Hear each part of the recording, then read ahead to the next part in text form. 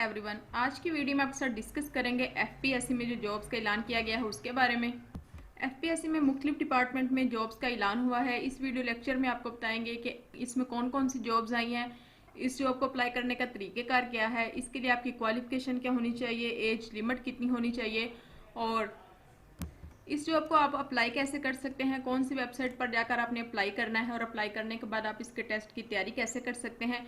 तमाम बातें इस वीडियो में डिस्कस करेंगे डिटेल के साथ। तो देखते हैं कि इसमें कौन कौन सी जॉब्स आई हैं। सबसे पहले इसमें रजिस्ट्रार ट्रेड यूनियन की जॉब्स हैं। ये 20वें स्केल की जॉब है। इसके लिए आपके पास एलएलबी की डिग्री होनी चाहिए या इसके रेलिवेंट भी अगर आपके पास कोई डिग्री है तो भी आप अप्लाई कर सकते हैं।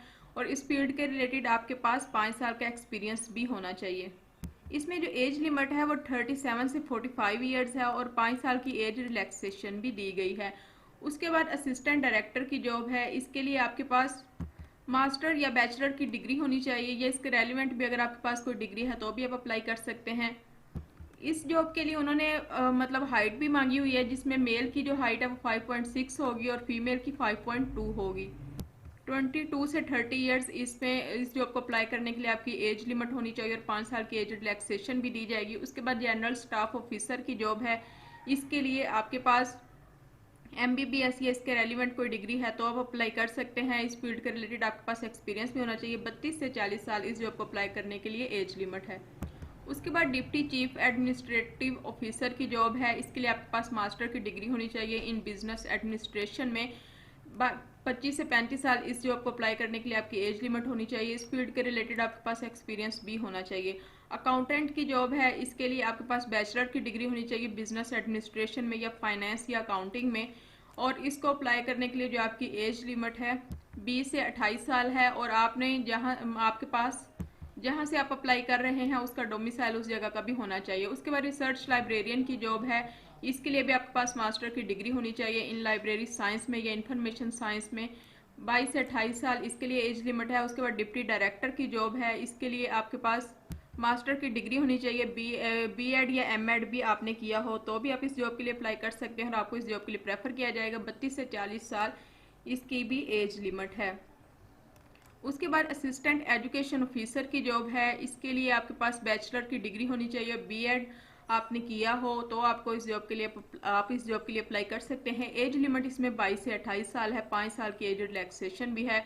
उसके बाद district inspector of schools assistant district inspector की जॉब्स हैं। इसके लिए आपके पास मास्टर की डिग्री होनी चाहिए। बीएड या एमएड भी आपने किया हो और उसके अलावा 5 साल का एक्सपीरियंस भी होना चाहिए टीचिंग में। उसके बाद डिप्टी डायरेक्टर की जॉब है। इसके लिए भी आपके पास मास्टर की डिग्री होनी चाहिए। बीएड एमएड आपने ज़रूर किया हो और इस फील्ड के रिलेटेड 5 साल का टीचिंग एक्सपीरियंस भी होना चाहिए। कंप्यूटर प्रोग्रामर की जॉब है। इसमें आपने मास्टर की डिग्री की हो कंप्यूटर साइंस या आईटी में तो आप इस जॉब के लिए अप्लाई कर सकते हैं। 22 से 28 साल इसकी भी एज लिमिट है। उसके बाद इंस्पेक्टर एक्सप्लोसिव्स की जॉब्स हैं। इसके लिए आपके पास 22 से 30 साल इसकी एज लिमिट है और आपके पास इसकी मास्टर की डिग्री होनी चाहिए इन केमिस्ट्री किसी भी आपने यूनिवर्सिटी से की हो और 3 साल का इस फील्ड के रिलेटेड एक्सपीरियंस भी होना चाहिए। असिस्टेंट डायरेक्ट इंस्पेक्टर एक्सप्लोसिव्स की जॉब है। इसके लिए आपके पास मास्टर की डिग्री होनी चाहिए किसी भी आपने यूनिवर्सिटी से की हो और आपके पास डोमिसाइल भी होना चाहिए जहां से आपने अप्लाई करना है। असिस्टेंट डायरेक्टर की जॉब है। इसके लिए भी आपके पास मास्टर की डिग्री होनी चाहिए। उसके बाद माइक्रो फिल्मिंग एंड फोटोस्टैटिक ऑफिसर की जॉब है। इसके लिए आपके पास एमएससी की डिग्री होनी चाहिए फिजिक्स में या एमसीएस एमआईटी या बीई इलेक्ट्रॉनिक्स में आपकी डिग्री होनी चाहिए और इस फील्ड के रिलेटेड एक्सपीरियंस भी आपके पास होना चाहिए।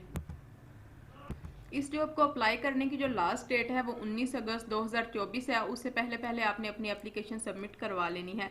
इसके अलावा यहाँ पर उन्होंने बताया हुआ है कि आपका जो भी examination centre roll number slip पर आएगा तो अगर आप अपना एग्जामिनेशन सेंटर चेंज करवाना चाहते हैं तो भी आप करवा सकते हैं। आपने इस जॉब के लिए अप्लाई कैसे करना है? इस जॉब के लिए आपने www.fpsc.gov.p के वेबसाइट पर जाना है और वहाँ पर जाकर आपने ऑनलाइन इसके लिए अप्लाई कर लेना है।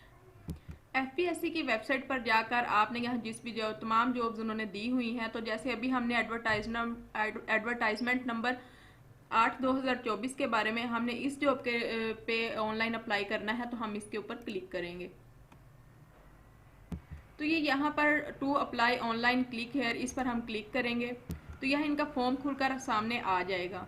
तो इस पर आपने अपना तमाम जो भी आपका डाटा वगैरह है, तमाम जो उन्होंने चीज़ें रिक्वायरमेंट मांगी हुई हैं, आपने तमाम फॉर्म को अच्छी तरह से फिल करना है ताकि कोई भी चीज़ रह ना जाए और आपकी एप्लीकेशन रिजेक्ट ना हो जाए। जब आपने फॉर्म को अच्छी तरह से फिल कर लेना है तो फिर आपने इसको सबमिट कर देना है।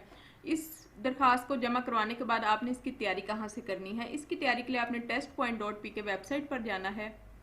टेस्ट पॉइंट वेबसाइट पर आकर आपने यहाँ क्लिक करना है।